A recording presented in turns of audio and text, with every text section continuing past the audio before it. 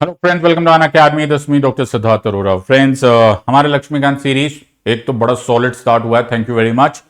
इससे ये पता चल रहा है कि तुम ईमानदारी से पढ़ना चाहते हो। यूट्यूब के इस शोर शराबे में जहां पर शेरो शायरी की पढ़ाई की जा रही है, टाइम पास किया जा रहा है, पता नहीं क्या क्या मोटिवेशन किया जा रहा है, कब तक ये मोटिवेशन और शेरो शायरी से जिंदगी काट लोगे? कब तक अपने आप को ये इस झूठावे में या इस बुलावे में रखोगे कि यार हम लोग इस सब से एग्जाम पास करेंगे? Ultimately it is about substance, ultimately it is about knowledge. ये एग्जाम क्रैक करने के लिए तुम्हें सही नॉलेज की जरूरत है।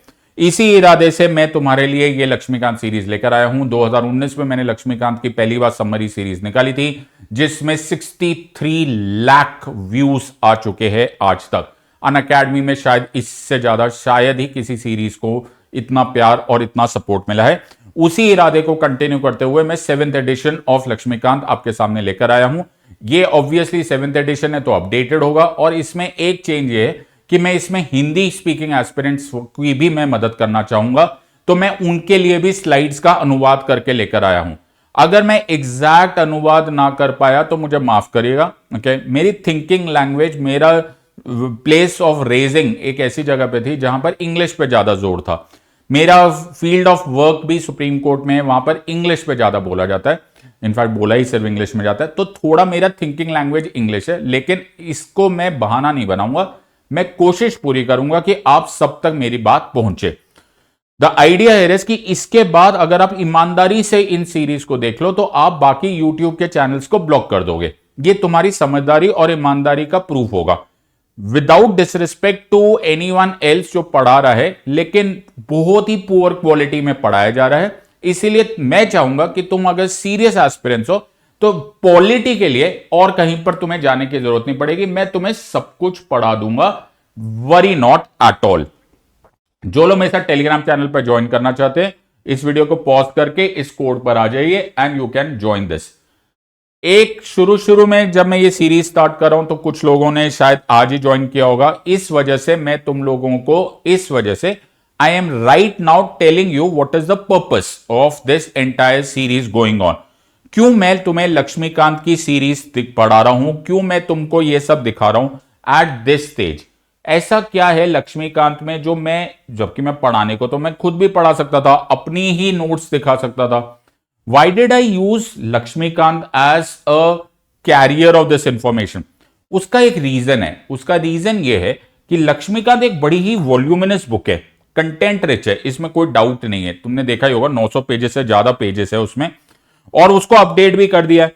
सो मैं ये सोच रहा हूं कि why not utilise that entire knowledge. लेकिन उसी बुक का ये नेगेटिव भी है, क्योंकि वो इतनी थिक बुक है, उसको इंटरकनेक्ट करना करीब करीब नामुमकिन हो जाता है। I don't want you to understand कि आपसे रट के इस एग्जाम को पास कर सकते हो, नहीं कर सकते। दूसरी बात है कि इस इंटरकनेक्शन को जिस तरह से आजकल यूट्यूब पर किया जा रहा है, हम लाइन बाय लाइन बच्चों की तरह करेंगे, वो भी नहीं चलने वाला। So what is the best thing is कि हम इसको पढ़े भी, इसको यूज भी करें और इसको इंटरकनेक्शन भी करें, जो मैं तुम्हारे साथ इस क्लास में कर दूंगा। ये specialise for the UPSC civil services examination है, ये भी तुम्हें जानते हो। इस बुक पे ऊपर ही लिखा हुआ है कि ये स्पेशलाइज्ड एग्जाम इस बुक के लिए, कि ये इस एग्जाम के लिए बनाई गई है। और दूसरी बात, हम स्कूल कॉलेज के जमाने से हम किताबों को पढ़ रहे हैं, तो ये तुम्हें आदत रहेगी। इससे मुझे याद आया, प्लीज 7th एडिशन या कोई भी edition for that matter 6th edition of Laxmikanth अपने सामने रख लेना, पीडीएफ के फॉर्म में, ऑनलाइन ऑफलाइन जैसे मर्जी पढ़ के सामने सामने रख लेना, तुम्हें ईजी हो जाएगा। ट्यूजडे थर्सडे सैटरडे ये वीडियो आया करेंगे, हर ट्यूसडे थर्सडे सैटरडे कंटिन्यू होंगे। बीच में तुम रिवाइज करते चले जाना। हम पूरे बुक को 15 सीजन्स में डिवाइड करेंगे। जैसे हिस्टोरिकल अंडरपिनिंग्स पहला सीजन होगा, फिर उसको हम लोग डील करेंगे 4 से 6 एपिसोड्स में, ताकि तुम्हें छोटे छोटे चंक्स में पढ़ने का मौका मिले। अब वो जमाना नहीं है कि मैं तुम्हारे साथ एक साथ 100 सेशंस कर लूंगा, तुम हिम्मत हार बैठ जाओगे। मैं वो करना ही नहीं चाहता। तुम अगर सीरियसली इसको करोगे, आई प्रॉमिस यू ग्लोरी। पढ़ने वाले तुम होने चाहिए, पढ़ाने वाला मैं बैठा हूं यहां पर। इस सब्जेक्ट में इंपॉर्टेंट पॉइंट यहां पर है। अब एक इंपॉर्टेंट अनाउंसमेंट है। वो इंपॉर्टेंट अनाउंसमेंट ये कि ये 23,999, ओए होए ये क्या हो गया सर, ये चला गया बेटा। मैंने तुमको पहले ही बोला था कि ये प्राइसेस बढ़ जाएंगे। अब ये 29,999 हो गया है।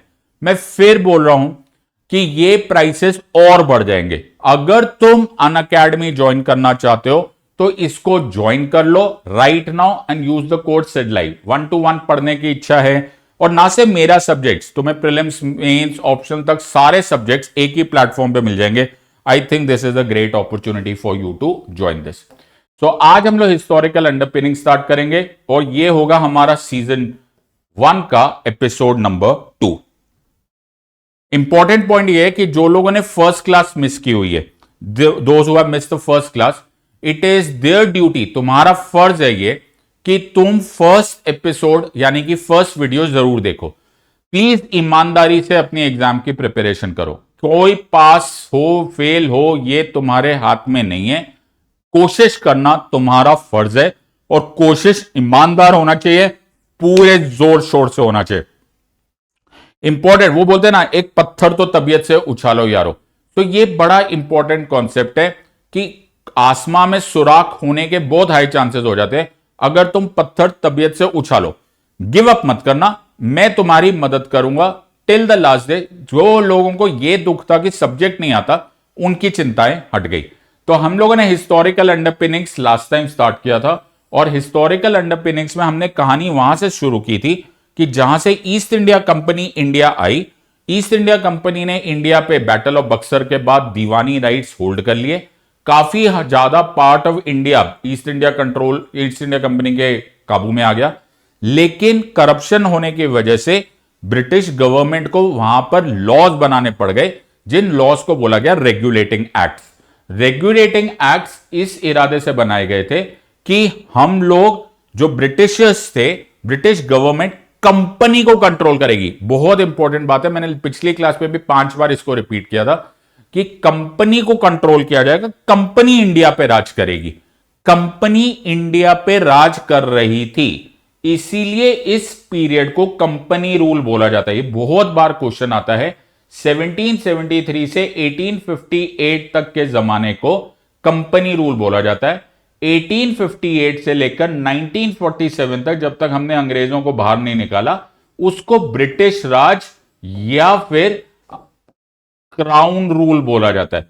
तो इसको ब्रिटिश या क्राउन रूल बोला जाता है। ये यूपीएससी का बड़ा ही पुराना फेमस क्वेश्चन है।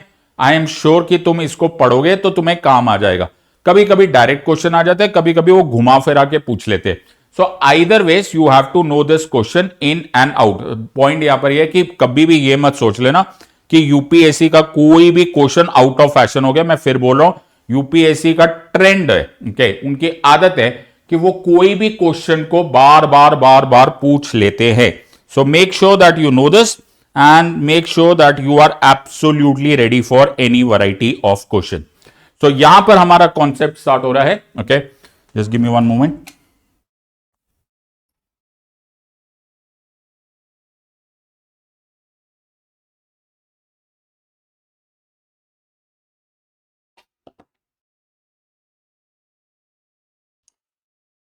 तो क्वेश्चन आगे स्टार्ट करते हैं कि रेगुलेटिंग एक्ट्स का हम यूटिलाइजेशन करते कैसे, कैसे याद करना होता है।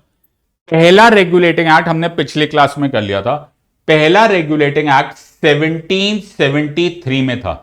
इरादा पहले से यही था कि हर रेगुलेटिंग एक्ट या चार्टर एक्ट 20 साल के बाद आएगा।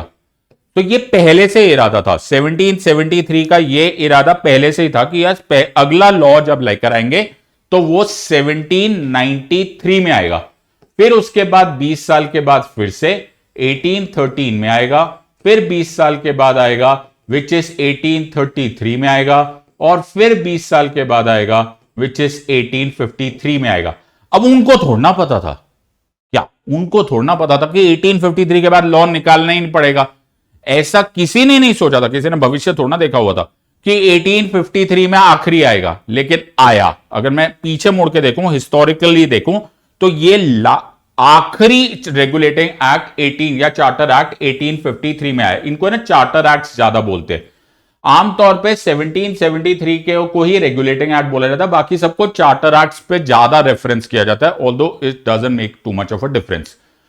तो ये जो चार्टर एक्ट हुआ, तो तुम्हें क्वेश्चन आएगा लास्ट चार्टर एक्ट कब आया, तो बोल देना 1853 में आया। और पहला कब आया रेगुलेटिंग एक्ट, तो बोल देना 1773 में आया। मैं फिर बोल रहा हूं, यूपीएससी पे कभी भरोसा मत करना कि ये पहले क्वेश्चंस बहुत आते थे 2012, 13, 14 में, तो मैं ऐसे क्वेश्चन, स्पेसिफिक क्वेश्चन बहुत आते थे। फिर धीरे धीरे ट्रेंड बदल गया और ज्यादा खतरनाक क्वेश्चन पूछने लगे। बट क्या है ना, जैसे वो पुरानी जीन्स ओके दोबारा आ जाती है फैशन में, वैसे यूपीएससी भी कभी भी पुराने क्वेश्चन वापस पूछने लगता है। और ऑब्वियस बात है कि तुम इसको कुछ अपोज भी नहीं कर सकते, बिकॉज ये एक्चुअली है तो स्ट्रेट फॉरवर्ड ही क्वेश्चन। 1773 हम लोगों ने पिछली बार कर दिया था। अब हम करेंगे द नेक्स्ट रेगुलेटिंग एक्ट और the next charter act of 1793। बहुत ध्यान से पहले मेरी बात सुनो, फिर मैं तुम्हारे लिए स्लाइड्स ओपन कर देता हूं। सबसे इंपॉर्टेंट बात है कि इन सब में हो क्या रहा है। ओके, ध्यान से समझने की कोशिश करो जो मैं तुमको अपने बोर्ड पे दिखाना चाहता हूं। जैसे जैसे देखो, मैं यहां पे ग्राफ बनाता जा रहा हूं, जैसे जैसे ये 1773 है, फिर 1793 आएगा, ध्यान से सुनते जाओ, फिर 1813 आएगा, फिर 1833 आएगा, फिर 1853 आएगा।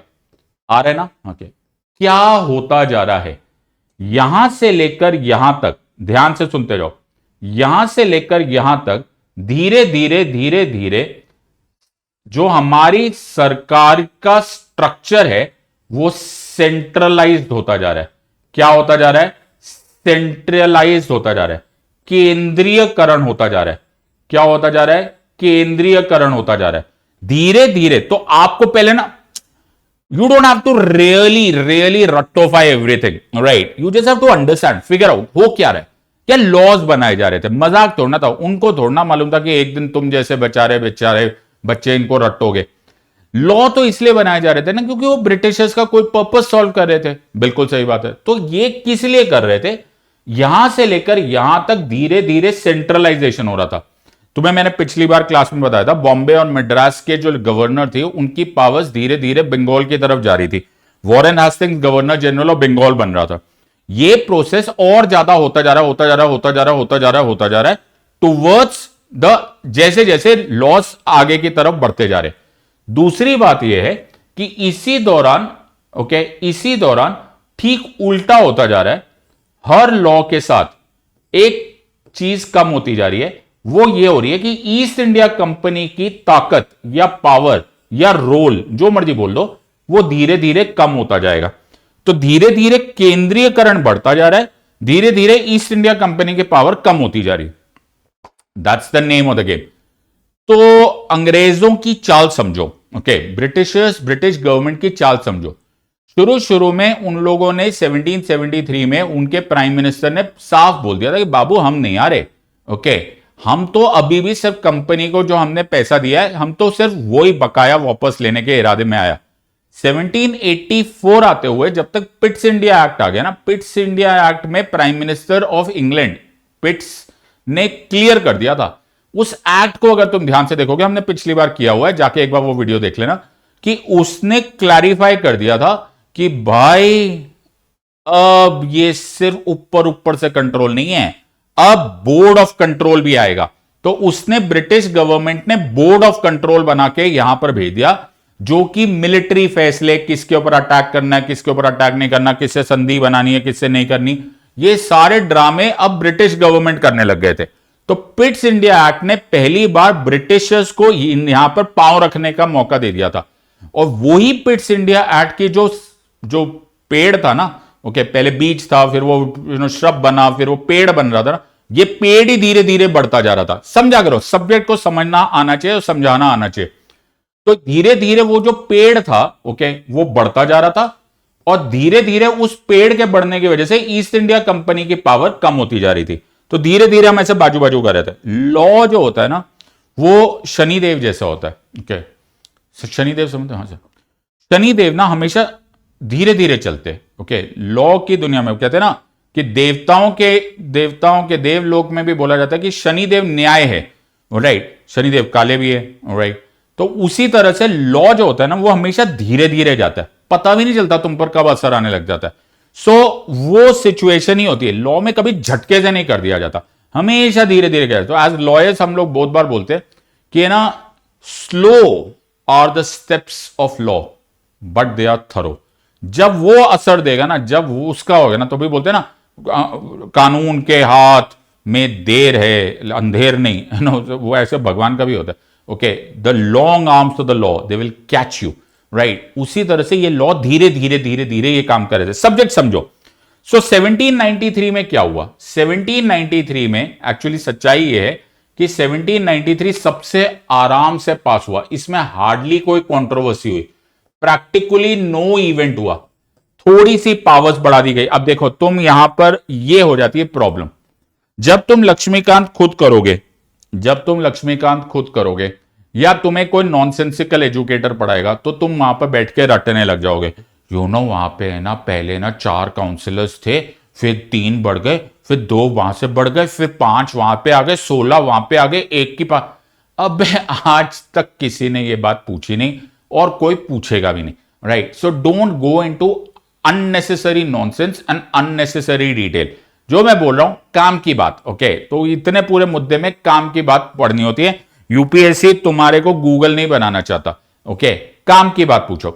हुआ क्या कि धीरे धीरे गवर्नर जनरल ऑफ बंगाल की पावर और बढ़ गई, right. There was certain changes in the executive council, यानी कि सेंट्रलाइजेशन बढ़ गई। काफी हुआ, काफी हुआ। सब्जेक्ट समझो, ओके। अननेसेसरी डिटेल से दिमाग के अंदर कोविड हो जाता है, ओके, और कचरा हो जाता है। Don't do all this part. लेकिन एक कमाल की बात हो गई, सबसे इंपॉर्टेंट बात है कि एक पॉइंट को क्लैरिफाई कर दिया गया कि acquisition of sovereignty by the subjects of the crown is on the behalf of the crown and not its own right. ये लाइन जिसने समझ ली, पहले आराम से इसको कॉपी कर लो।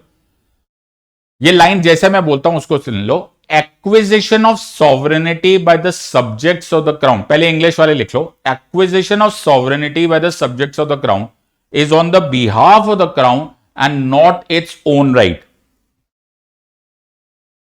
क्या कहना क्या चाह रहे हो सर? अरे रुको, सपोज मैं ईस्ट इंडिया कंपनी का ऑफिसर हूं और या मैं ईस्ट इंडिया कंपनी का डायरेक्टर हूं या कुछ भी हूं, और मुझे लगा कि ये जो पर्टिकुलर एरिया है ना, इसको मैं एक्वायर कर लेता हूं, अपने पास रख लेता हूं, या उसकी प्रॉपर्टी में एक्वायर कर लेता हूं। तो इस एक्ट ने यह क्लियर कर दिया कि ये ईस्ट इंडिया कंपनी खुद अपने लिए नहीं एक्वायर कर रहा या अपने लिए हिस्सा नहीं ले रहा, ये ऑन द सब्जेक्ट, यानी कि एज अ बिहेवियर, कि मैं जो भी कर रहा हूं वो on the behalf of the king और क्वीन कर रहा हूं। तो ये तुम्हें याद होगा, जब पिट्स इंडिया एक्ट आया था तो एक वर्ड आ गया था टेरिटरीज, कि ये तुम्हारा एरिया नहीं है, ओके। कंपनी बड़े आए, कंपनी वाले, ये तुम्हारी टेरिटरी है, तुम्हारी नहीं है। You are holding this company, company is holding this territory in the name of the crown. ये क्वेश्चन एक बार थोड़ा सा रिसर्च मारना, ये मैं कितने पुराने नोट्स है ये मेरे, ओके, और ये तुम्हारे लक्ष्मीकांत में भी लिखा हुआ है, लेकिन ये क्वेश्चन प्रीवियस ईयर क्वेश्चंस में पूछा हुआ है। अब हिंदी वाले को समझो, ओके।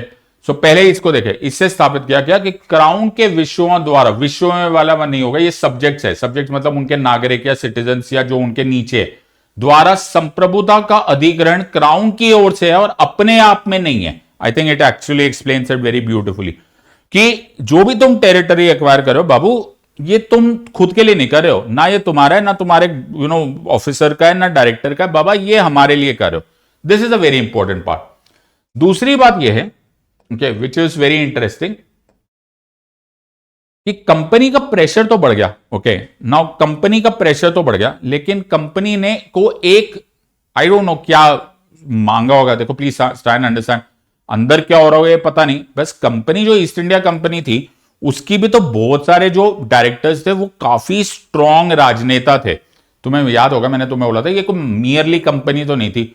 उस टाइम के इंग्लैंड के जाने माने नेता और ब्यूरोक्रेट्स का इसमें हिस्सा था। आइदर वेज इन्होंने एक चीज अलाउ की। इन्होंने क्या बोला, मैं तुम्हें वो भी करके दिखाता हूं ताकि तुमको ये भी क्लैरिटी हो जाए। इन्होंने क्या बोला कि तुम ना कंट्री ट्रेड कर सकते हो। क्या वर्ड यूज किया मैंने सर? आपने बोला कंट्री ट्रेड कर सकते हो। नो, ये कंट्री ट्रेड क्या होता है यार? कंट्री ट्रेड का जो नाम था उसमें यह बात बोला गया। तुम्हें मालूम है? हाँ सर, तुम वहां पे मथुरा, आगरा, आगरा में मिलता है बड़ा अच्छा पंछी पेठा, ओके, बड़ा मजा आता है। फिर कहीं पे जाते हो तुम्हें हल्दीराम दिखता है, हाँ सर, कहीं बीकानेर वाले दिखता है, कहीं पर कोई और मैकडोनल्ड्स दिखता है।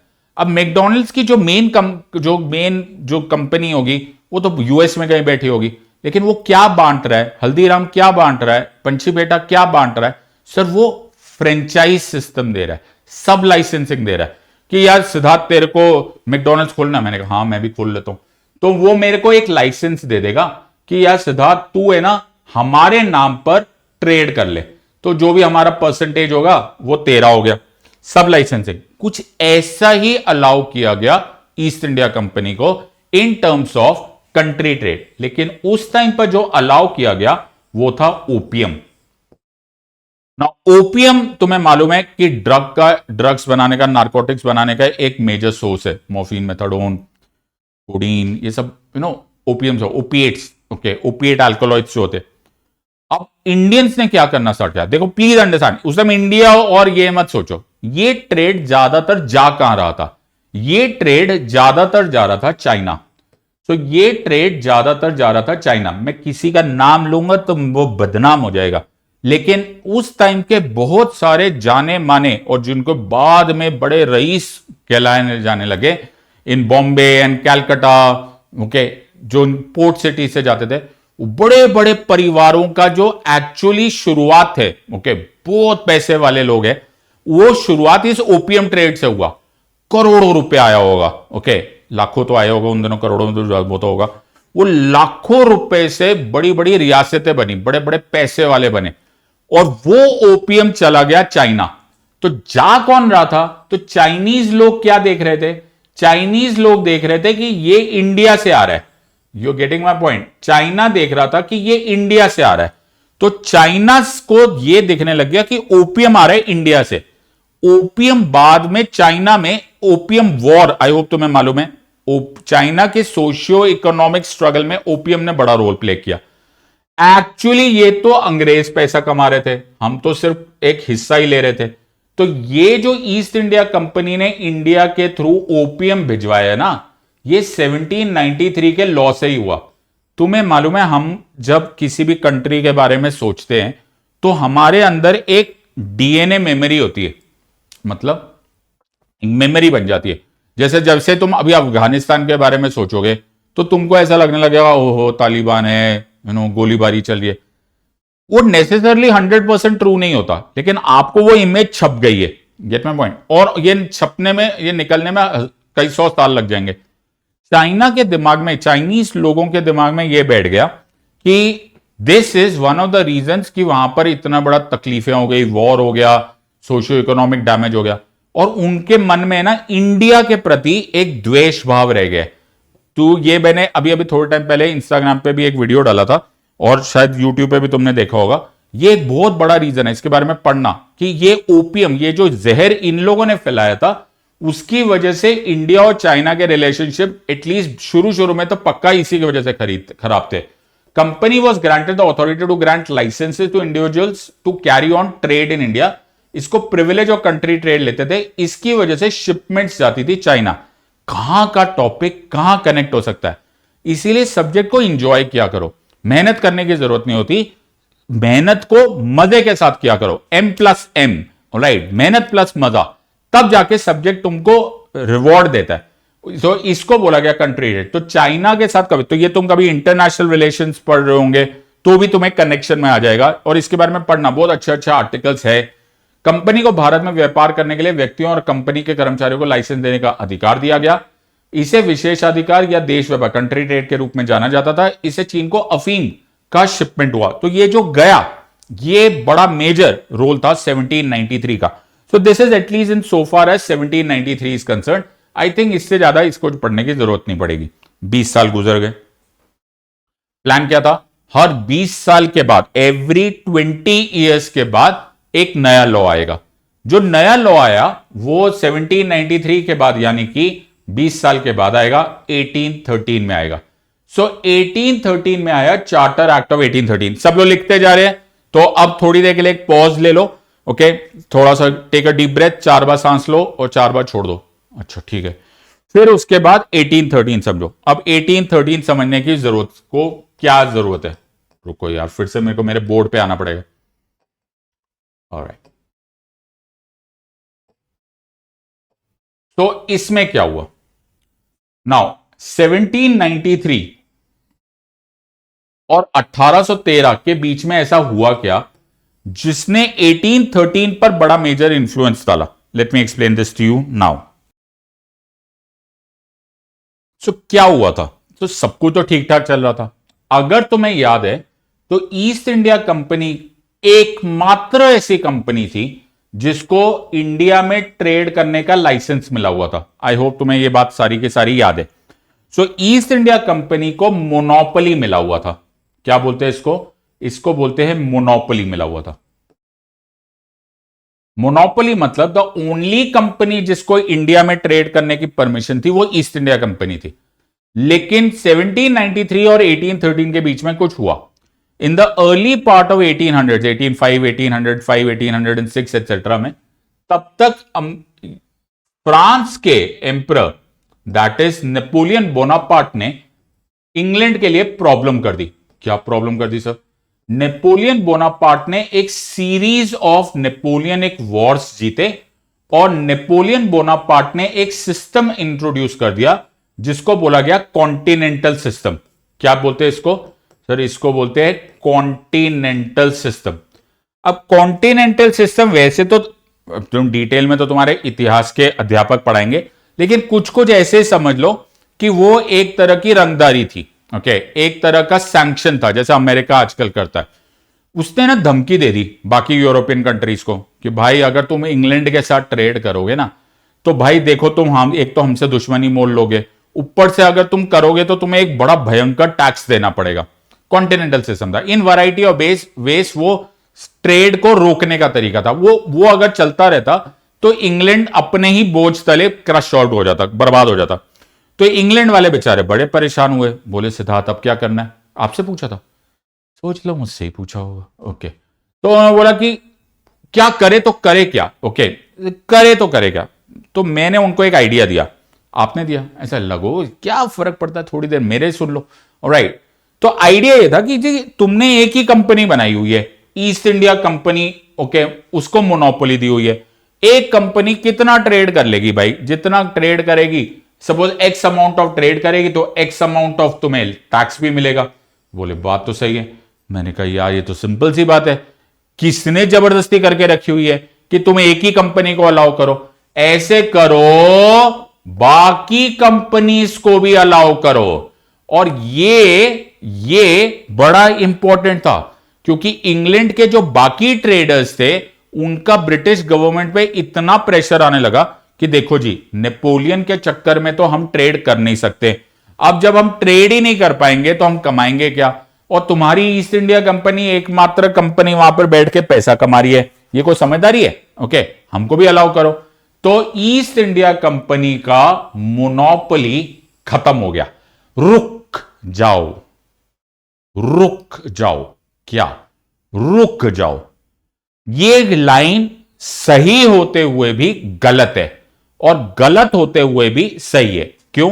क्योंकि trade monopoly east India Company का रोक दिया गया था, लेकिन दो जगह पर यह मोनोपोली कंटिन्यू हुई थी। यानी कि अभी भी टी के ट्रेड में, चाय के ट्रेड में और चाइना से ट्रेड में, चाय और चाइना याद रखना, चाय और चाइना का जो ट्रेड था वो दोनों में अब भी, मैं फिर बोल रहा हूं, the company still enjoyed monopoly. ये बड़ा जरूरी है, चाचा याद रखना।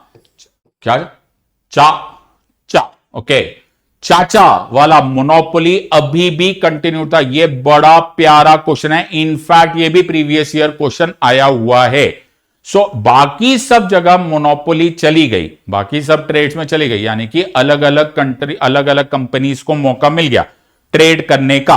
लेकिन ओके, पंजाबी में तो चाय ही बोलते हैं। ओके, चाय और चाइना के साथ, राइट, ये जो ट्रेड में आज भी मोनोपोली 1813 के बाद भी मोनोपोली कंटिन्यू होती रही है। बड़ा इंपॉर्टेंट पॉइंट है। सो this is a very important point of this. Bharat में ईस्ट इंडिया कंपनी के व्यापार एकाधिकार को समाप्त कर दिया। लेकिन कीवर्ड यहां पर लेकिन है, चीन के साथ व्यापार और भारत के साथ चाय व्यापार पर अपना एकाधिकार बनाए रखा। एज द रूल्स वर, कि फिर से रूल को कंटिन्यू कर दिया गया फॉर 20 ईयर्स, और यहां पर कुछ एक्स्ट्रा भी चीजें ऐड कर दी गई। जैसे पहली बात तो यह बात अलग कर दी गई, जो मिशनरीज होते, तुमने देखा होगा क्रिश्चियन मिशनरीज होते, तो वो धर्म को स्प्रेड करने को, तो उनको परमिशन दे दी गई कि आप जाओ, ऑलराइट, और इंडिया में ओके चर्च का, क्रिश्चियनिटी का, इन सब बातों को स्प्रेड करना स्टार्ट करो। ये भी कहां से हुआ, देखो प्लीज अंडरस्टैंड, तुम नोटिस कर रहे हो मैं तुम्हें क्या समझाने की कोशिश कर रहा था। This is what you do. अगर आप रटोगे तो तुम्हें समझ में नहीं आएगा। इसको सोचो, अंग्रेजों की चाल कितने धीरे धीरे tick tock tick tock tick tock, वो धीरे धीरे अपने पांव पसार रहे थे। समझने वाला जो सीन होता है ना बेटा, कि तुम ना 5, 6, 10 लाख लोग होंगे, कितने लोग होंगे ईस्ट इंडिया कंपनी में, तुम्हें कंट्रोल करोड़ों इंडियंस को करना था। ऐसे थोड़ा कंट्रोल हो जाएंगे। ओके, अगर एक को भी हम लोग, एक अंग्रेज हुआ है और हम लोग 50-100 लोग हैं, तो हम तो पकड़ के पीटेंगे नहीं उनको। तो एक बड़ा फेमस तरीका होता है, वो ये होता है कि तुम ना लोगों के दिलो दिमाग को ऑक्युपाई कर लो, तुम उनके कल्चर को ऑक्युपाई करो। इसी को बोलते हैं कलोनियलिज्म। ज्यादातर लोगों को कलोनियलिज्म या फिर इंपीरियलिज्म समझ में नहीं आया। यार उन्होंने ऐसे कोई बंदूकें डाली, तुमने कभी सुना कि इंग्लैंड की आर्मी इंडिया भागते हुए आ रही थी, या इंग्लैंड की एयरफोर्स ने इंडिया पे बम्बार्डमेंट किया और फिर ऑक्युपाई हुए? ना, उन्होंने हमको है ना सब काबू में ले लिया। राइट, धर्म, religion, language, culture, dress, education, Macaulay, law, धीरे धीरे ब्यूरोक्रेसी, ये सारी चीजें कितने, इंग्लिश, हाँ, क्या क्या हथियार छोड़ के गए, आज तक भी है। राइट, तो आज भी हम लोग ओके हिंदी बोलोगे तो ऐसा लोग, यार you don't know how to speak in English man, English not good. अबे हिंदी ठीक से आती है कि नहीं आती, ये कोई पूछता है क्या? नहीं होता। क्यों? क्योंकि ये सब ब्रिटिशर्स ने जो कोविड वायरस हमारे सिस्टम में डलवाए थे, उसका असर आज तक हम जा रहे हैं। Right, so this is the entire situation जो इंग्लैंड करना स्टार्ट कर दिया 1813 में। उसने मिशनरीज को भेजना स्टार्ट कर दिया, और वो मिशन, अब इनमें से कुछ पॉजिटिव भी होंगे, मैं इसके बारे में ज्यादा कुछ नहीं बोल सकता क्योंकि मैं खुद ही मिशनरी स्कूल में पढ़ा हूं। Okay, some of them, but some of that could be politically also important बात है कि कंपनी को बोला गया कि तुम कुछ हिस्सा दोगे to the British government from whatever you are earning from India. तो मैं इसको हिंदी में बता देता हूं। कंपनी के नियम को और 20 साल के लिए बढ़ा दिया गया। नैतिक और धार्मिक सुधार, देखो हमेशा आता है इससे अच्छे वर्ड्स में, सोशल रिफॉर्म के फॉर्म में रूप में ईसाई मिशनरियों को भारत जाने की अनुमति दी। कंपनी के क्षेत्रीय राजस्व और वाणिज्यिक मुनाफे के विनियमित किया, और हर एक के लिए अलग खातों को आवश्यकता होती है, इसको मेंटेन किया। सो इन अ वे क्या हो रहा है सर, इन अ वे सेंट्रलाइजेशन बढ़ती जा रही है, ब्रिटिश कंट्रोल बढ़ता जा रहा है, और कंपनी धीरे धीरे नीचे जाती जा रही है। एक्ट ऑफ 1813 क्वेश्चन तुम्हें ये आने के बहुत हाई चांस है, इसको रट लेना प्लीज। रिमेंबर, मोनोपोली गई लेकिन सब जगह से नहीं गई। चा में अभी भी मोनोपोली थी। 20 ईयर्स और गुजर गए। सो 1813 के बाद 20 साल और गुजर गए, और 20 साल के बाद 1813 का जो अगला लॉ था वो था, बोलो सर, इतना सीसेट तो हमको भी आता है, 1833। नाउ समझने की कोशिश करो, फिर से मेरे को बोर्ड पे जाना पड़ेगा, कैसी बातें करना पड़ता है। देखो तुम कितने बड़े चैंपियन होने वाले, तुम लोगों को उम्मीद है, आई होप तुम लोग इस बात का अप्रिशिएट कर रहे हो कि तुम्हारा कितना फायदा हो रहा है। Let me explain this to. So हुआ क्या, देखो, तो मैं बनाता हूं इंडिया, ऐसा मेरा प्लीज ओके रिप्रेजेंटेटिव है, ठीक है। तो उस टाइम पता नहीं ऐसा इंडिया को माना भी जाएगा कि नहीं।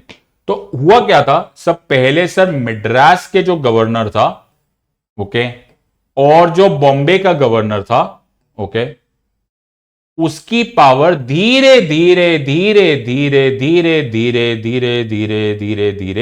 बंगाल की तरफ जा रही थी। सिमिलरली इसकी पावर, और प्लीज याद रखना ये लेजिस्लेटिव पावर है, ओके, लॉ बनाने की पावर है। और इसीलिए गवर्नर ऑफ बंगाल को एक नया टाइटल मिल गया था, गवर्नर जनरल ऑफ बंगाल। क्या बन गया था सर? ये बन गया था गवर्नर जनरल ऑफ बंगाल। ये वॉरेन हेस्टिंग्स था और ये 1773 में हो चुका था। प्लीज मेरी बात समझने की कोशिश करो, ये शुरुआत थी। ओके, धीरे धीरे धीरे धीरे पावर जा रही थी। ऐसा नहीं था कि ये लोग काम नहीं कर रहे थे, ये काम कर रहे थे, इनकी पावर कम हो रही थी। जैसे 1793 में ये पावर और कम हो गई थी, 1813 में ये पावर और कम हो गई थी, और धीरे धीरे धीरे ये power governor general of Bengal तक चली गई। Governor general of Bengal, right, मैं इसको पूरा लिख देता हूं ताकि तुमको कोई गलती ना हो जाए। गवर्नर जनरल ऑफ बंगाल धीरे धीरे धीरे धीरे ताकतवर होता जा रहा था। ओके, सो इन्होंने चूज किया कि जब हम जो भी बनाएंगे कैलकाटा में बनाएंगे। ओके, अब तो बहुत सारे लोग, जब मैं पढ़ा रहा होता तो बहुत सारे सर बॉम्बे में क्यों नहीं बनाया, मद्रास में क्यों नहीं बनाया, जाने दो नहीं यार, बना रहे थे, उनको अच्छा लग रहा था, वहां पे अच्छा लगा, उनको फोर्ट विलियम अच्छा लग रहा था, उनको लग रहा था वहां से ट्रेड ज्यादा अच्छे से हो रहा है, and so on and so forth, right. So ये ज्यादा सिचुएशन था। अब हुआ कमाल। क्या सर? एक दिन इन सारी जगहों पर ताले लग गए। क्या? लॉक लग गया। क्या बोल रहे हो सर? ये सारी जगहों पर ताले लग गए। इन प्रोविंस, इसको बोला जाता है प्रोविंशियल लेजिस्लेटिव काउंसिल।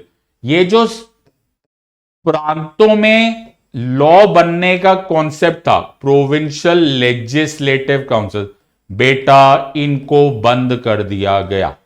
क्या बात कर रहे हो? अबॉलिश कर दिया गया।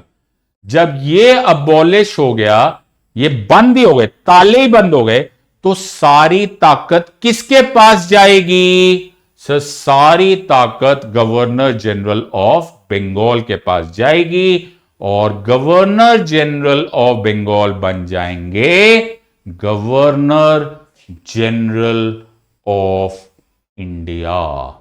क्या बन जाएंगे? Governor general of India. तो बॉस कौन बन गया सर? बॉस बन गया गवर्नर जनरल ऑफ इंडिया। ये था विलियम बेंटिंक। कौन था ये था विलियम बेंटिंक। देखा जाए तो क्या मैं ये बात बोल सकता हूं कि ये last and the maximum level of centralisation केंद्र में आ गया। पूरा का पूरा देश अब बंगाल से चलेगा। पूरा का पूरी पावर अब एक ही अथॉरिटी के पास होगी, और उस अथॉरिटी का नाम होगा गवर्नर जनरल ऑफ इंडिया। जो पहला पोजीशन जिसने होल्ड किया वो था विलियम बेंटिंक। बात समझ में आई या नहीं? सो तुम्हें कभी क्वेश्चन आया कि legalisation of occupation of India, क्या मैं बोल रहा हूं? एक्चुअली लीगलाइजेशन हो गया। अब ये हो गया कि ये जायज हो गया जी, अब तो सच में पूरा इंडिया हमारे ग्रास्प में है। तुम इस बात को बहुत अच्छी तरह से अप्रिशिएट करोगे अगर तुम ये समझ जाओगे कि ब्रिटिशर्स का इरादा क्या था। भाई वो तुमको कंट्रोल करना चाह रहे थे, उनको सोने की चिड़िया हाथ लग गई थी, उनको तुम्हारे वेलफेयर से कोई मतलब नहीं था, वो तुम्हारा अंगूठा कटवा रहे थे, राइट। सो वो तुमको नहीं चाहते थे कि आमतौर पे क्या होता है, हम लोग, मैं सपोज देश का प्राइम मिनिस्टर बन गया, तो बने नहीं हो, स्मार्ट मत बनो, अच्छा ऐसे, मतलब मैं तो एक्ट कर रहा था। अगर मैं देश का प्राइम मिनिस्टर बन गया और मैं सही मायनों में चाहता हूं कि देश में सब जगह पर फायदा हो, सबका भला हो, तो मैं आसाम के चीफ मिनिस्टर को पावर दूंगा, केरला के भी चीफ मिनिस्टर को दूंगा, आंध्रा के भी दूंगा, गुजरात के दूंगा, जम्मू कश्मीर सबको दूंगा, पंजाब, सब लोग दो लो यार, क्योंकि तुम चाहते हो कि वहां, तुम जानते हो कि वहां की दिक्कतें क्या है, वहां के लोगों की एक्सपेक्टेशन क्या है, करेक्ट। तो अगर तुम किसी का भला करना चाहते हो सरकार के महत्व पे, तो तुम विकेंद्रीयकरण करोगे, डिसेंट्रलाइजेशन करोगे। मैं समझा पा रहा हूं कि नहीं सर? अगर आप भला करना चाहोगे तो ना, ओके। अगर तुम सिर्फ कंट्रोल करना चाहोगे, तुम्हारा सिर्फ इरादा यह है कि भाई हमको तो कंट्रोल करना है, राइट, ये इनकी गर्दन हमारे हाथ से जाए ना, तो तुम क्या करोगे? तुम ठीक उल्टा करोगे, तुम सेंट्रलाइजेशन करोगे कि बाबू सांस भी मत लेना मुझसे बिना पूछे। यही कर रहे थे ब्रिटिशर्स। ब्रिटिशर्स सेंट्रलाइजेशन कर रहे थे पावर की, they were bringing it together. So Bengal में सारी पावर केंद्रीयकरण हो रही थी। You have to understand this now. तो जब 1833 में मैक्सिमम सेंट्रलाइजेशन हो गई, तो मैं ये बात बोल सकता हूं कि अब जो ऑक्यूपेशन ऑफ इंडिया है वो भाई लीगलाइज हो गया है। अब तुम कहीं से भाग नहीं सकते। बात समझ में आ रहा है कि नहीं? So this was a legalisation process which was reaching it's zenith, it was reaching the max. तो 1833 में कहां गया? अब देखो, अब तुमने, मुझे उम्मीद है कि तुम्हें बड़ा मजा आने लग गया होगा। अब तक तुम्हें समझ में आया होगा कि जो मैं तुम्हें वादा किया था वो मैं निभा रहा हूं।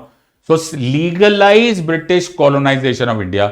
ओके, और यहां पर गवर्नर जनरल ऑफ बंगाल को नया टाइटल मिल गया, governor general of India. Lord William Bentinck को पहला गवर्नर जनरल बना दिया गया। और भाई इसके पास अब सारी पावर थी, सिविल पावर, इसके पास मिलिट्री पावर्स, ताकि सारी एडमिनिस्ट्रेशन इनके हाथ में आ गई। जो भी governor of Bombay and Madras है उसकी सारी पावर ले ली गई। बोला तुम आराम से बैठो, तुम्हारा कोई टेंशन ही नहीं है। और गवर्नर जनरल ऑफ इंडिया को दे दिया गया कि तुम लॉ बनाओ ओवर एंटायर ब्रिटिश इंडिया। तो सारा का सारा ग्रास्प अब एक ही आदमी के पास आ गया। पहले मैं हिंदी वाले दोस्तों को, पहले तुम इंग्लिश में जो है वो कॉपी कर लो ताकि यू कैन सी दिस। और ये सीधा सीधा क्वेश्चन आते हैं। ऑल्सो कंपनी को भी एक एडमिनिस्टर्ड बॉडी बना दिया गया। ओके, उसको एक बोला गया कि यार तुम ना अपने कमर्शियल फैसले लेने बंद करो। ओके, अब समझो कि तुम्हारे दिन हो गए खत्म, राइट? अब पूरी तरह से ना भी खत्म हुए, लेकिन हम तुमको एक एडमिनिस्टर्ड बॉडी बना रहे। और एक ही और इंपॉर्टेंट बनाया गया, ओके, कि सारा सेंट्रलाइजेशन हो गया। ओके, सो मैं एक मिनट पहले हिंदी है। सो भारत के ब्रिटिश उपनिवेशीकरण को वैध बनाया गया, लीगलाइज किया गया। एक वाणिज्यिक निकाय के रूप में ईस्ट इंडिया कंपनी की भूमिका को समाप्त कर दिया गया। उसे एक प्रशासनिक एडमिनिस्ट्रेट बॉडी बना दिया गया। बंगाल के गवर्नर जनरल को भारत का गवर्नर जनरल ऑफ इंडिया बना दिया गया, जिससे उन्हें सभी नागरिक और सैन्य शक्तियां मिली। इस प्रकार प्रशासन का केंद्रीयकरण हुआ। लॉर्ड विलियम बेंटिंग को भारत का पहला गवर्नर जनरल नियुक्त किया। बॉम्बे और मद्रास के राज्यपालों से उनकी विधाई, प्लीज अंडरस्टैंड, मैं 10-15 बार आप तक बोल चुका हूं, this is all dealing with legal और लेजिस्लेटिव इश्यूज। भारत के गवर्नर जनरल को पूरे ब्रिटिश भारत पर विधायी शक्तियां प्रदान की। पिछले अधिनियम को तहत बनाए गए कानूनों को अब एक्ट्स के फॉर्म में बोला गया, मतलब अब लीगलाइजेशन हो गया था। अब देखा जाए तो पूरा का पूरा कंट्रोल अब ब्रिटिशर्स का ही था। पहली बार गवर्नर जनरल की गवर्नमेंट को एक नया नाम दे दिया गया और बोला गया कि ये गवर्नमेंट ऑफ इंडिया है। Okay, so this was a very important step of legalisation of British colonisation in India. So ये एक बड़ा ही इंपॉर्टेंट कॉन्सेप्ट आया था। आई होप मैं तुमको यहां तक क्लियर कर चुका हूं। सो हुआ क्या है यार, मैं नहीं खेल रहा। क्या हो गया सर? मैं नहीं खेल रहा।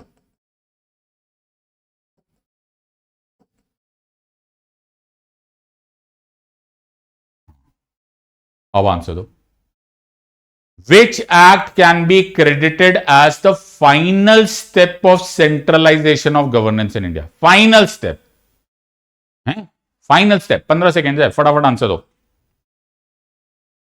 Final step of centralisation of governance in India कौन सा था? ए, बी, सी और D? Act of 1833, act of 1853, regulating act of 1773 या Pitt's India act of 1784? Hindi के मेरे दोस्तों, तुम्हारे लिए आंसर है उस कानून का नाम बताओ जो कि केंद्रीयकरण का आखिरी स्टेप था, यानी कि इसके आगे केंद्रीयकरण की जरूरत नहीं थी, ये मैक्सिमम फाइनल स्टेप हो चुका था। कौन सा स्टेप था? कौन सा? Act of 1833, act of 1853, regulating act of 1773 या फिर पिट्स इंडिया एक्ट ऑफ 1784? मुझे पक्का उम्मीद है तुम ये गलत नहीं कर पाओगे। Answer of course is act of 1833। Maximum केंद्रीयकरण हो चुका था, गवर्नर जनरल ऑफ इंडिया बन चुका था और गवर्नर जनरल ऑफ इंडिया के पास अब सारी की सारी विधायी यानी कि लेजिस्लेटिव पावर्स आ चुकी थी। This was the entire context of this. यार एक क्वेश्चन, आंसर क्या है? ए, एक और which act can be credited as the first step of centralisation of the governance in India? Hindi के मेरे दोस्तों, ऐसा उस कानून का नाम बताओ जो कि पहला कदम माना जा सकता है केंद्रीयकरण का in Indian system during the British Raj. Act of 1833, act of 1853, regulating act of 1773 या फिर पिट्स इंडिया एक्ट ऑफ 1784? कौन सा एक्ट ऐसा है जो पहला स्टेप माना जाना चाहिए, फर्स्ट स्टेप? सर ये हम नहीं गलत कर सकते। आंसर इसका है रेगुलेटिंग एक्ट ऑफ 1773। पहली बार जो शुरू हुआ वो 1773 में हुआ, पहुंचा जो वो 1833 में था मैक्सिमम। तो ऐसे क्वेश्चन आते हैं, और जब तक तुमको कोई बहुत प्यार से बहुत ज्यादा डिटेल में नहीं समझाएगा, ओके, तुम यहां पर कुछ ना कुछ गड़बड़ कर ही बैठोगे। यार अब मेरी बात समझने की फिर से कोशिश करो। मैं फिर जा रहा हूं वापस, कहां जाना है?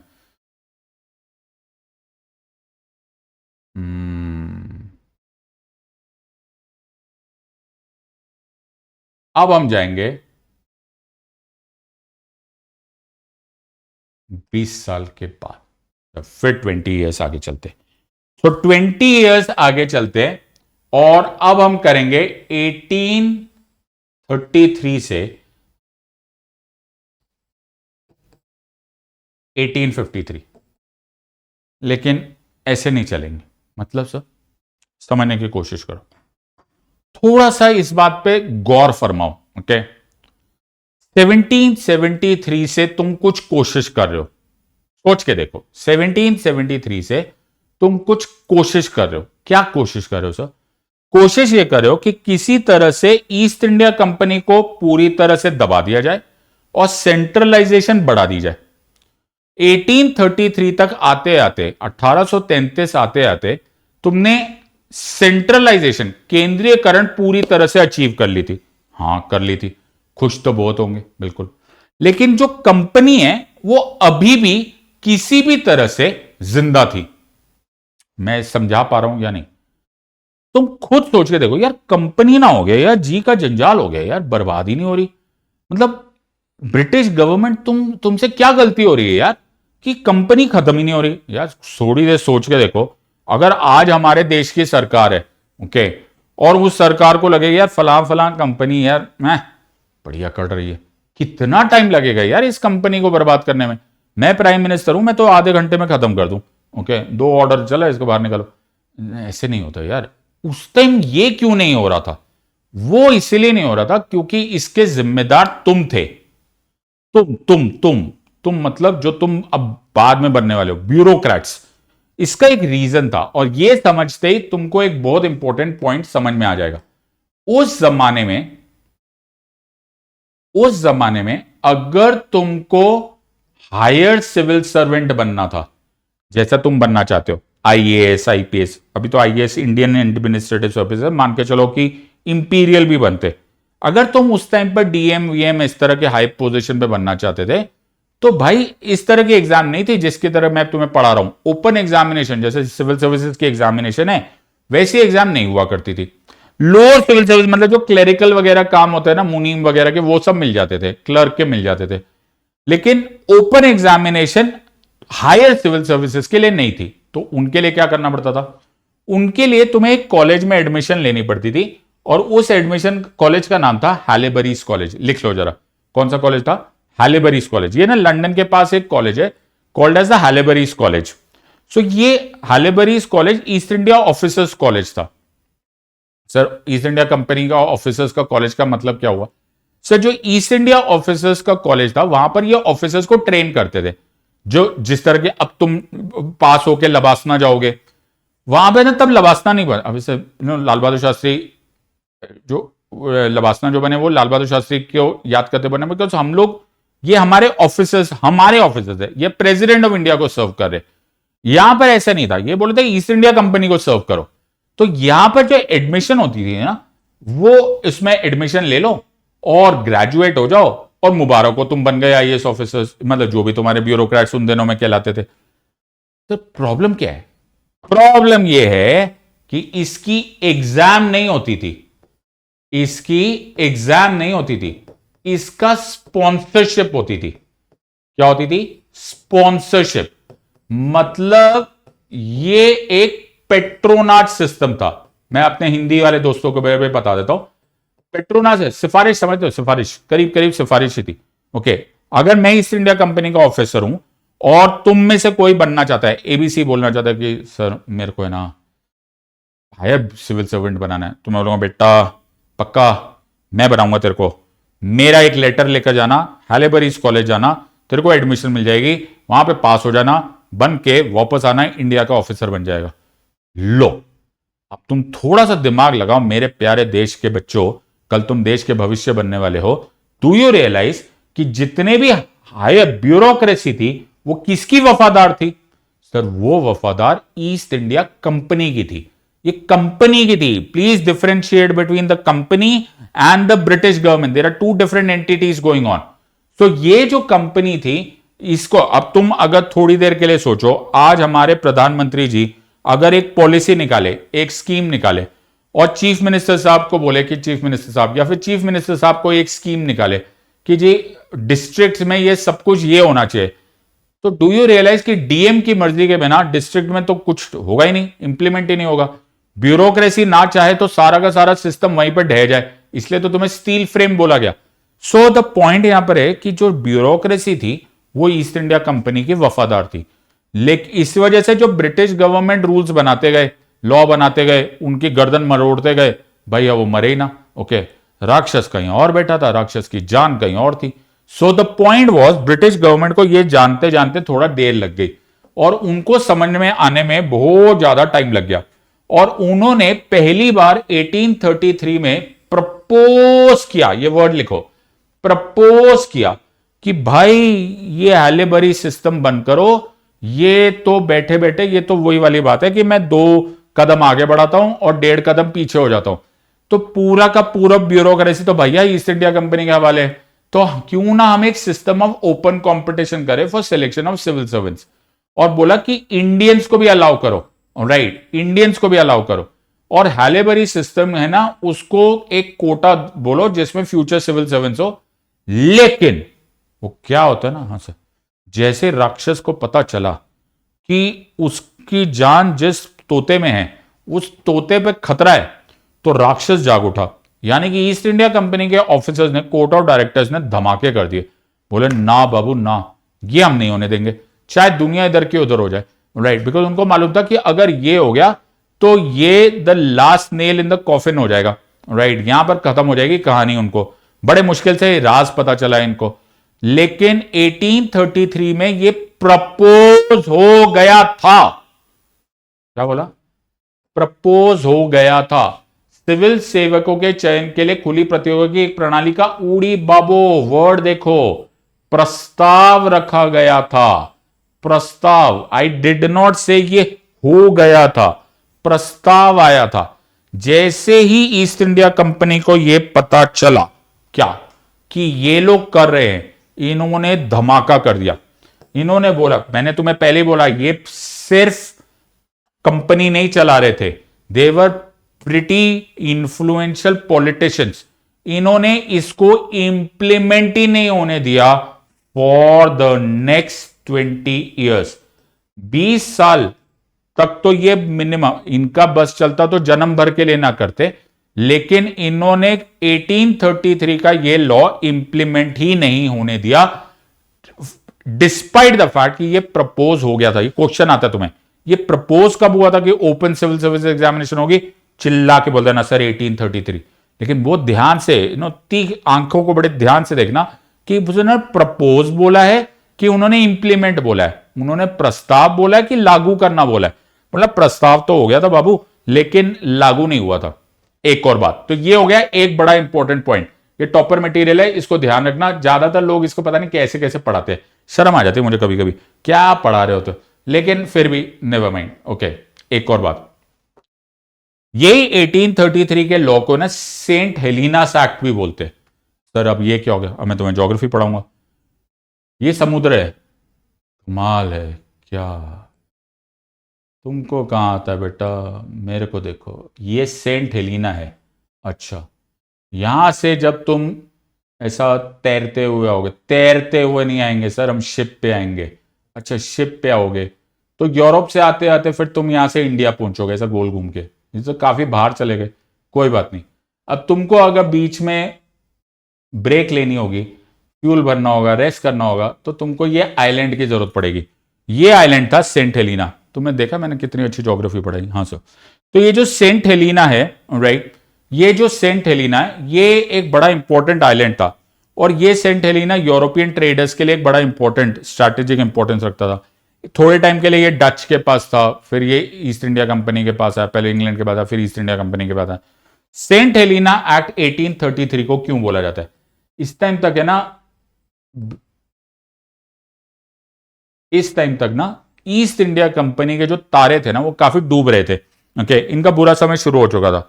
इतने बेचारों की इज्जत कम हो गई थी कि ईस्ट इंडिया कंपनी से ये जो कंट्रोल था ये अब परमानेंटली ना इंग्लैंड ने अपने पास ले लिया।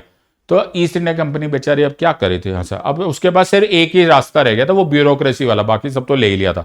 तो कभी कभी पूछा जाता है which is the saint Helena's act. तो सेंट हेलिनास एक्ट वाज 1833, और सेंट हेलिनास एक्ट वही था जिससे ट्रांसफर कर लिया जाता। तो ये Saint Helena act East India company से लिया और क्राउन को वापस, यानी कि ब्रिटिश गवर्नमेंट ने अपने पास वापस ले लिया था। इसलिए इस एक्ट को सेंट हेलिनास एक्ट भी बोलते हैं। तो इसको बोलते हैं सेंट हेलिना अधिनियम। ईस्ट इंडिया कंपनी से सेंट हेलिना द्वीप का नियंत्रण क्राउन से हस्तांतरित कर दिया था। देखा जाए तो ये बहुत बड़ा स्टेप था। Okay, when you go back to history तो मैं पता होगा Saint Helena had a very influential role to play in so far as whoever controls. लेकिन ईस्ट इंडिया कंपनी के ये दिन खत्म हो रहे थे। Pathetic situation happening with East India company. Either ways क्या हुआ, 20 साल गुजर गए। 1833 के बाद आया 20 साल का और पार्ट, 1853। मेरी बात याद रखना, जैसे मैं ये पढ़ा रहा होता ना, ज्यादातर जो नादान परिंदे ना वो चिल्लाने लगते, सर लास्ट एक्ट आया, लास्ट एक्ट आया। बेटा उस टाइम थोड़ा पता था, उनको थोड़ा पता था कि ये लास्ट एक्ट आया, right. This is also important. Now इस स्टेज तक आने से पहले एक छोटा सा टॉपर मटेरियल मैं और तुम्हें बताना चाहता हूं। 1833 तक आते आते 1833 तक आते आते लीगलाइजेशन ऑफ ऑक्यूपेशन हो चुका था। अब जब भी आप कोई कंट्री बनाते हो, प्लीज समझो इस सिस्टम को।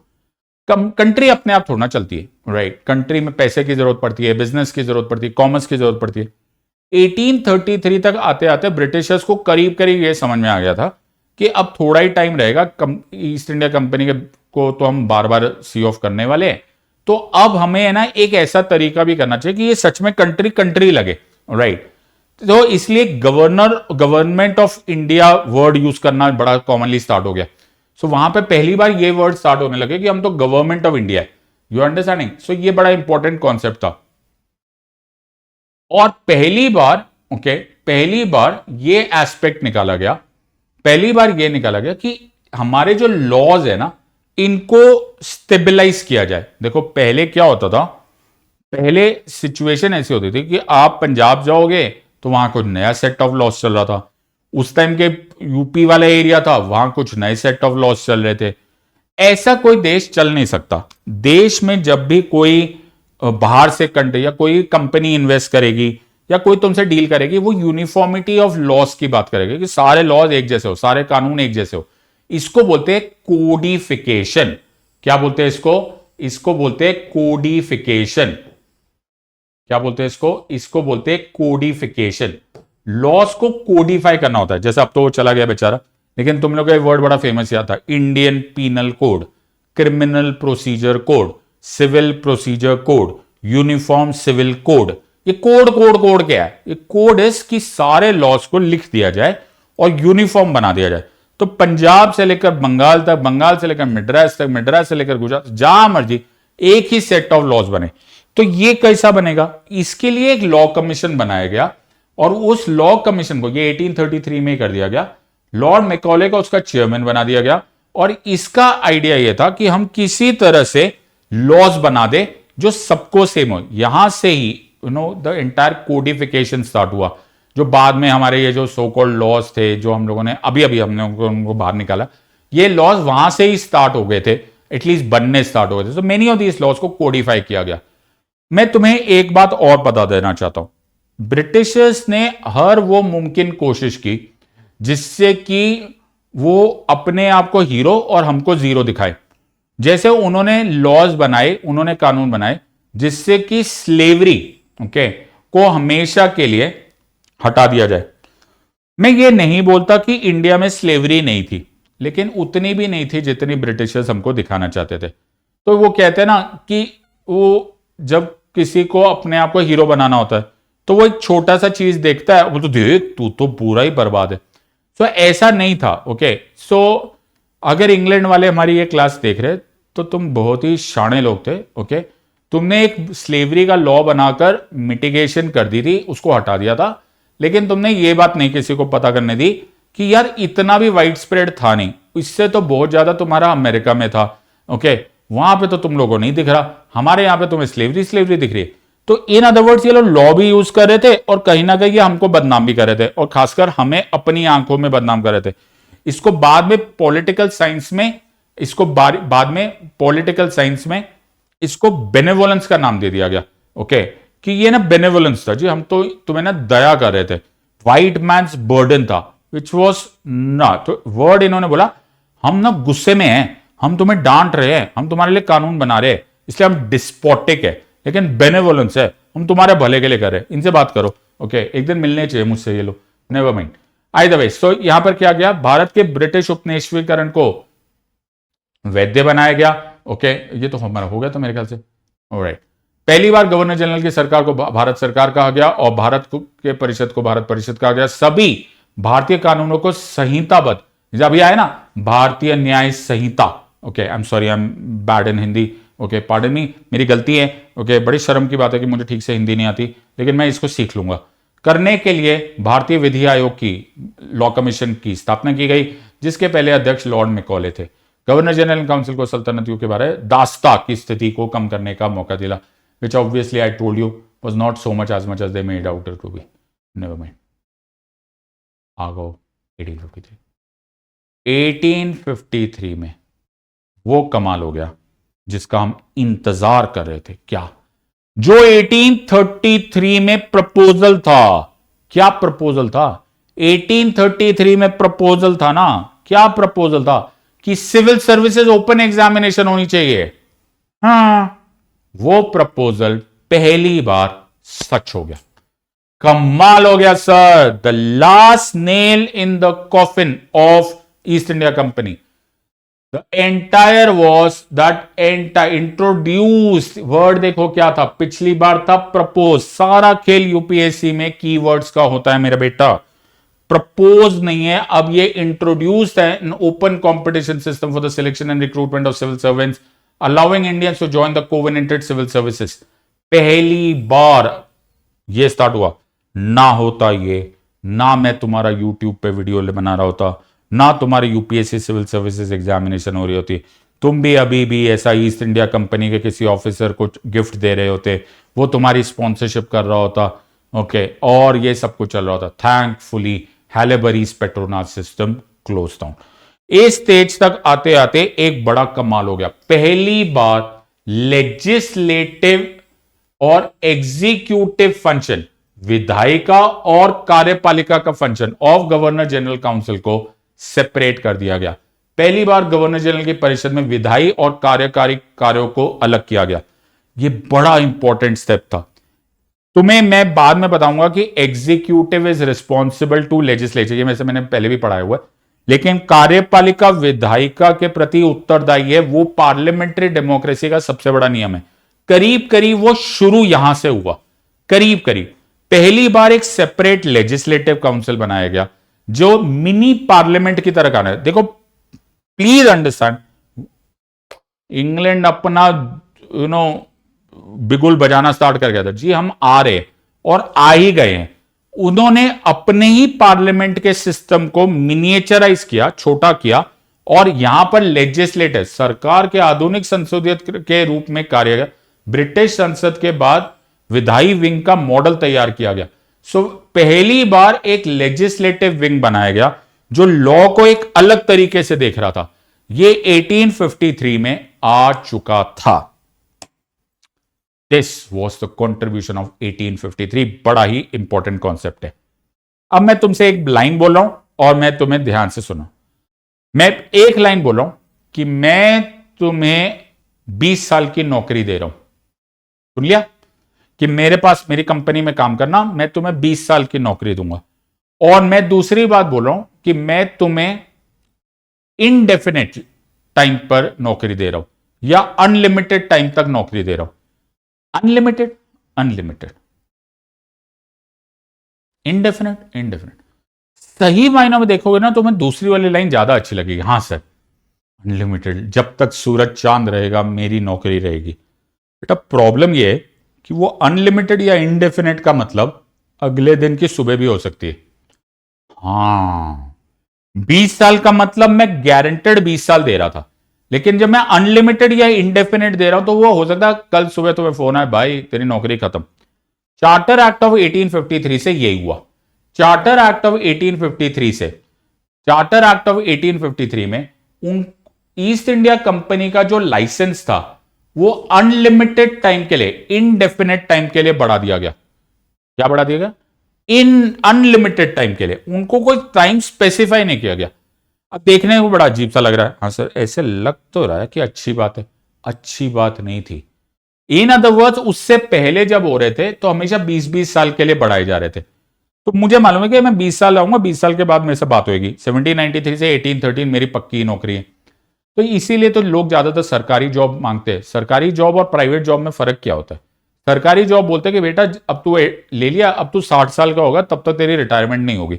ओके, तो तुम्हें मालूम है अगले 35-40 साल या 30 साल या जितने भी साल है उतने मेरे पक्के हैं। As oppose to that private job बोलते हैं अनलिमिटेड टाइम के लिए तो हमारे साथ। ओके, अब अनलिमिटेड के टाइम का मतलब तो ये भी हो सकता है ना यार, अगले हफ्ते तू फिर बेरोजगार हो गया। तो वैसा ही कुछ था। ईस्ट इंडिया कंपनी को 1853 के में ब्रिटिश पार्लियामेंट ने लिखा जी हम तुम्हारा लाइसेंस बढ़ा रहे, empower the British East India company to continue without a specific time limit. इसका मतलब यह था कि होने को जब तक सूरज चांद है तब तक हो सकता है, और होने को यह भी हो सकता है कि तुम्हारे अगले दिन ही एक गेम खत्म हो जाए, और वो ही होना था। तो एक्ट ऑफ 1853, पहले हिंदी वाले दोस्तों के लिए, तो तुम नोटिस करो मैं हिंदी वाले अपने दोस्तों को तुमको पीछे मैं भूला नहीं हूं तुमको। ओके, मैं तुम्हें सब कुछ बताया जा रहा हूं। ओके, जहां तक मेरी बोलचाल की भाषा में हिंदी है, और स्लाइड्स में वो मैं जितना अनुवाद कर सकता हूं। कुछ चीजें लॉस्ट इन ट्रांसलेशन हो सकती है, लेकिन I am trying to do तुम्हारा ये भी पूरा का पूरा, ताकि तुम्हें भी कहीं और से पढ़ने की जरूरत ना पड़े। 1853 के चार्टर अधिनियम ने ब्रिटिश ईस्ट इंडिया कंपनी को 1793, 1813 और 1833 के पिछले चार्टर अधिनियम के विपरीत एक निर्दिष्ट अनिश्चित समय सीमा के बिना जारी रखने का, आई होप ये अनिश्चित होना चाहिए था, आई डोंट नो, रखने का अधिकार दिया, जिसने 20 वर्ष को नवीनीकरण किया। सो 20 ईयर्स वाली ये कहानी ड्रामा बंद हो गया। सर ये तुमने क्वेश्चंस कर लिए? हाँ सर, ये तुम्हारे क्वेश्चंस हो गए। ओके सर, ये क्या हो गया? किसको पता था? Right, the slow steps in the silent steps of time. 4 साल के बाद, 1853 के 4 साल के बाद, right, the first war of independence हो गया। सो जो फर्स्ट वॉर ऑफ इंडिपेंडेंस हुआ, जो हमारा फर्स्ट, वो 1857 में हो। अभी 1853 गुजरा ही था, अभी इनडेफिनेट टाइम के लिए एक्सटेंशन मिला ही था। Indefinite time of extension as oppose to 20 years में यही प्रॉब्लम हुई। पहले मैं तुम्हें थोड़ा सा, मैं इसको ज्यादा डिटेल में नहीं पढ़ाना चाहता हूं, क्योंकि ये तुम्हारा इतिहास के जो एजुकेटर्स है उनका काम है, और I don't want to go into the territory of the 1853 के समय जब ये लॉ बना था तब तक डलहौजी का रोल आ चुका था। ओके, लॉर्ड डलहौजी अपने आप को बड़ा हीरो समझता था। उसने बड़े सारे रूल्स निकाले थे, डॉक्ट्राइन ऑफ लैप्स वगैरह। उससे बोला था कि यार जिसके भी मेल हेयर नहीं होगा, वंशज नहीं होगा, उसकी प्रॉपर्टी, खासकर राजाओं की जो प्रॉपर्टी है, वो लैप्स कर जाएगी in the British empire. Lapse मतलब अपने आप ही चले जाएगी। तो ये सर, ये तो बड़ा खतरनाक सा स्टेप हो गया। ऑलराइट, अवध को टेक ओवर कर लिया गया। दूसरी बात है, हमारे रिलीजियस सेंटिमेंट्स को, जो हमारे धार्मिक सेंसिटिविटीज है, उनको रिस्पेक्ट नहीं किया गया। तुम्हें मंगल पांडे का बड़ा फेमस इंसिडेंट मालूम है, the Enfield P53 rifle and so on so forth. ये क्यों हुआ था मालूम है? ब्रिटिशर्स बहुत सारे फॉर्मूलाज को फॉलो कर रहे थे, और बहुत सारे थिंकर्स उनको इन्फ्लुएंस कर रहे थे। जैसे उसमें एक मिल था, JS मिल जिसे बोला जाता है। इन लोगों ने ना अलग अलग भाषाएं यूज करनी स्टार्ट कर दी। इन्होंने वो यूज किया कि हम व्हाइट मैन है, ये हमारा बोझ है, व्हाइट मैन्स बर्डन है। राइट, कभी ये लोग बोलने लग गए कि हम बारबेरियंस है, मतलब हमको बोल रहे नेटिव्स है, बारबेरियंस है। तुमने लगान वगैरह मूवी देखी होगी। आई एम नॉट सेइंग कि वो एग्जैक्ट हिस्टोरिकली ट्रू है, लेकिन it captures the essentially what was the feeling of Britishers towards India. इनके पास इतनी अकड़ आ गई, पावर आ गई, इन लोगों ने इतना पॉलिटिकल गेनिंग कर लिया, पैसा आ गया, तो ये लोगों ने ना हमको बिल्कुल ही सेकंड ग्रेड समझ लिया, इंक्लूडिंग द राजाज वाजाज, ये किसी को कुछ नहीं समझते थे। और उसी वजह से एक रिटेलिएशन आया, और वो रिटेलिएशन था the first war of independence of 1857। तो चाहे वो रिलीजियस सेंसिटिविटी का था, चाहे प्रॉपर्टी का था, चाहे पॉलिटिकल था, चाहे मिलिट्री था, चाहे अवध था, चाहे जनरल सेंस ऑफ डिसकंटेंट था, वॉर ऑफ इंडिपेंडेंस हो गया था। वॉर ऑफ इंडिपेंडेंस जैसे ही हुआ, ओके, कुछ इंचेस से बच गए।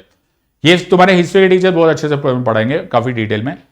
थोड़े बहुत पत्ते ठीक बैठ जाते तो ब्रिटिशर्स वहीं खत्म हो चुके होते, लेकिन कुछ पत्ते हमारे फेवर में नहीं बैठे। कहते ना कि लास्ट में विक्ट्री किस्मत वाली भी तो होती है ना, एक्स फैक्टर भी तो होता है। टेलीग्राफ मशीन का कहीं पर थोड़ा इनकोऑर्डिनेशन, मेनी अदर थिंग्स जो पीछे से हुआ, और हम वॉर ऑफ इंडिपेंडेंस जीतते जीतते हार गए, और ब्रिटिशर्स वो हारते हारते जीत गए। आइदर वेज उन्होंने बड़ा मेजर उसका बदला लिया। तुम्हें ये फोटोग्राफ्स में दिख रहा होगा, the first freedom struggle of India, 2 men hanged by the British. Okay, so बर्बाद कर दिया गया, खासकर दिल्ली में। ओके, मास एग्जीक्यूशन हुआ, हैंगिंग की गई, राइट। ऐसा बोला जाता है मिर्जा गालिब की, अगर तुम कभी किताब पढ़ोगे तो तुम पढ़ेंगे कि क्योंकि गालिब साहब चांदनी चौक में रहते थे, तो लाल किला की तोपों की आवाज आती थी। तो गालिब साहब ने, मिर्जा ने बहुत अच्छे तरह से इसको समझाया हुआ है कि हर थोड़े टाइम के बाद एक तोप से गोला छोड़ा जाता था, लेकिन वो गोला जो होता था, जो कैनन बॉल होती थी, वो अकेली नहीं होती थी, उसके आगे एक वन ऑफ आवर इंडियंस को बांध के मार दिया जाता था। So you can read many of these books. Okay, anarchy पढ़ोगे विलियम डालरिम्पल की, तो भी तुम्हें ये सब चीजें पड़ेगी। आइदर वेज 1857 के बाद एक लॉ पास किया गया। ब्रिटिशर्स बच तो गए, लेकिन ब्रिटिशर्स ने अपने आप को कंसोलिडेट करने के लिए कि ये दोबारा ना हो जाए, उसके लिए एक और लॉ पास किया, जिसको बोला गया government of India act of 1858। और गवर्नमेंट ऑफ इंडिया एक्ट 1858, जो मैं डिटेल में तुम्हें नेक्स्ट टाइम पढ़ाऊंगा, गवर्नमेंट ऑफ इंडिया एक्ट 1858 में स्पेसिफिकली मेंशन किया गया कि ईस्ट इंडिया कंपनी को अबॉलिश कर दिया जाए। तो ईस्ट इंडिया कंपनी को अबॉलिश कर दिया जाए, अबॉलिश मतलब अब इसको खत्म कर दिया जाए, was the reason of Government of India Act of 1858। तो तुम्हें एक क्वेश्चन आया कि कब ये अबॉलिश हुआ, अबॉलिश खत्म हो गई, गेम ही खत्म हो गई, was the Government of India Act of 1858। तो government of India act of 1858 हुआ। तो अगर हमारी पूरी कहानी स्टार्ट हुई तो 1773 से हमने ये कहानी शुरू होते हुए देखी, और 1858 तक आते आते कंपनी रूल खत्म। कंपनी रूल क्या सर, कंपनी खत्म होगी, कंपनी का स्यापा मुका, game is over. So this is how things was ending, and this is how you study the subject. अब तुम्हें समझ में आ गया होगा कि मैं टाइम लेकर, पूरी फुर्सत से सारे कॉन्सेप्ट्स लेकर तुमको समझा रहा हूं। मुझे उम्मीद है कि तुमको सब कुछ समझ में आ रहा है। क्वेश्चन का आंसर दो। क्या है यार, क्या बोल रहे हो? अब ये है tough question. Consider the following statements. Governor General of Bengal was designated as Governor General of India. The act took away the legislative powers of Governor of Bombay and Madras. Act ended the activities of East India Company as a commercial body. Which one of the following acts are we talking about? Regulating Act of 1773, Charter Act of 1813, Charter Act of 1833 या charter act of 1853। Governor general of Bengal की जगह governor general of India आ गए, governor of Bombay and Madras से विधायी powers ले ली गई, और act ended the activities, East India company के कमर्शियल बॉडी वाला रोल खत्म हो गया। कौन से लॉ की बात की जा रही है? ए, बी, सी और डी। अगर तुमने इसका आंसर दे दिया है तो मुबारक हो, you are absolutely on the correct wicket. Answer of course is act of 1833। अगर तुम इसका आंसर दे रहे हो तो तुम इसका मतलब है क्लास ध्यान से अटेंड कर रहे हो, और मुझे बहुत बहुत बहुत बहुत बहुत ज्यादा खुशी है कि तुम इसको आंसर दे रहे हो। तो मैंने क्या बोला था sir, governor general of Bengal जो था उसको गवर्नर जनरल ऑफ इंडिया बना दिया गया, विलियम बेंटिंग बना दिया गया। बॉम्बे एंड मद्रास यानी कि सारी प्रोविंशियल लेजिस्लेटिव काउंसिल को अबॉलिश कर दिया गया, ताले लगा दिए गए, और ईस्ट इंडिया कंपनी एक कमर्शियल बॉडी के फॉर्म में ना रहकर एक एडमिनिस्टर्ड बॉडी हो गई है। आई होप तुम्हें समझ में आया और मजा आया। ऐसे पढ़ते हैं इस सब्जेक्ट को। अगर तुम इसी तरह से पढ़ते चले जाओ तो तुम्हारा काम हो जाएगा। Okay, this is season 1 rather, मेरे को मिल नहीं रहा था कोई, तो सीजन 1 एपिसोड 3 हम कंटिन्यू करेंगे नेक्स्ट टाइम। लेकिन नेक्स्ट टाइम आने से पहले मेक श्योर कि ये सब कुछ रिवाइज करो। इंपॉर्टेंट पॉइंट ये नहीं होता कि तुम पढ़ो, क्योंकि होता क्या है कि जब तक तुम उसको याद नहीं रखोगे, वो एसिमिलेट नहीं करोगे, nothing of it will come true. So important situation ये है कि इसको याद करो, लिखो, डिस्कस भी करो, एक दूसरे से बात भी करो। Once you start talking to each other, बहुत सारी चीजें ना डिबेट से आ जाती है, डिस्कशन से आती है। वो बात अलग है कि तुम यूजलेस चीजों को डिस्कस करोगे तो यूजलेस बनोगे, लेकिन अगर काम की चीजों को डिस्कस करोगे तो you will become a champion. 2 season हो चुके हैं और आधा 1 सीजन हो चुके हैं, 2 एपिसोड्स हो चुके हैं, इनको याद कर लेना। अगले एपिसोड में हम यहां तक पूरा प्रोसेस खत्म करेंगे and we will reach till Indian independence act of 1947, Tuesday, Thursday, Saturday. Thank you very much, god bless and jai Hind.